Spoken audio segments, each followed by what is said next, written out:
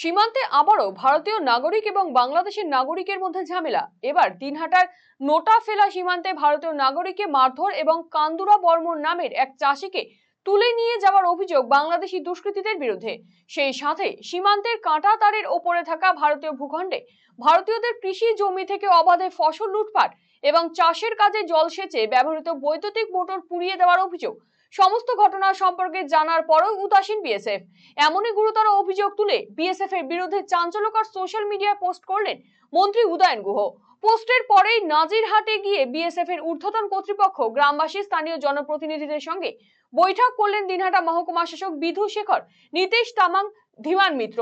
মহকুমা পুলিশ আধিকারিক ধীমান মিত্র জানিয়েছেন, স্থানীয়দের কাছ থেকে নাম শোনার পর বিএসএফ এর পক্ষ থেকে বাংলাদেশি সীমান্তরক্ষী বাহিনীকে দুষ্কৃতীদের নামে তালিকা তুলে দেওয়া হয়েছে এবং বাংলাদেশি সীমান্তরক্ষী বাহিনী আশ্বাস দিয়েছে তাদের বিরুদ্ধে আইনত ব্যবস্থা নেবে। এসডিও সাহেব ছিলেন, অ্যাসিস্ট্যান্ট কমান্ড্যান্ট সাহেব ছিলেন, স্থানীয় মানুষ ছিলেন। আমাদের কথা হয়েছে অলরেডি। অ্যাসিস্ট্যান্ট কমান্ড্যান্ট সাহেব ওইদিকে বিজিবির সঙ্গে কথা বলেছেন এবং যারা এই ধরনের কাজ করেছেন তাদের নামের লিস্ট বিজিবির কাছে উনি দিয়েছেন।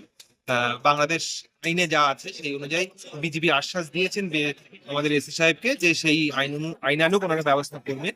এছাড়াও আজকে এসি সাহেব এনাদেরকে আশ্বস্ত করেছেন যে এরপর যখন কাঁটাতারের ওইদিকে গিয়ে ওনারা চাষাবাদ করবেন সেই সময় অবশ্যই আমাদের বিএসএফ এর লোকজন ওনারা প্রোভাইড করবেন যাতে ওনারা সুরক্ষিতভাবে সেটা করতে পারে। বিডিও নীতিশ তামাং জানিয়েছেন, এলাকায় সরেজমিনে এসে স্থানীয়দের অভিযোগ শোনা হলো এবং প্রয়োজনীয় যা পদক্ষেপ নেওয়ার সেটা নেওয়া হবে।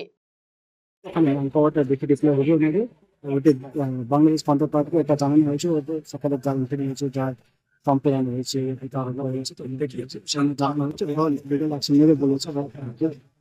ইন ফিউচার যতদিন আমি চাষ যাতে ওদের চাষ করার সময় যে ধানগুলো উঠানো হবে তখন ম্যান পাওয়ার এক্সট্রা দেওয়া হবে, যে অফিস হবে লোক সাথে আমরা সবসময় আমরা ওদেরকে অ্যাকশন দিয়েছি, কোনো মনে হয় না এরকম বিষয়।